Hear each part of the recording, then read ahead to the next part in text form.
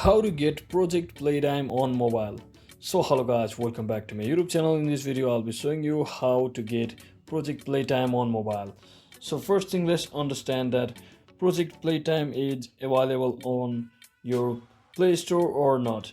So when you try to click on this Project Playtime option over here, you can see there is no valid application directly related to regarding Project Playtime. So that is because it has not been yet released for the Android version directly or officially.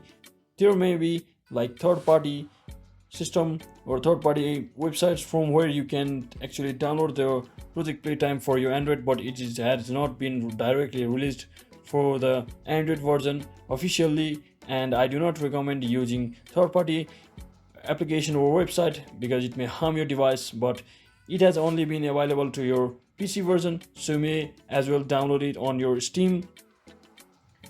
As you can see, it has been available on Steam, so you may as well download it on your PC and try to play it from there, but it has not been available officially on Android.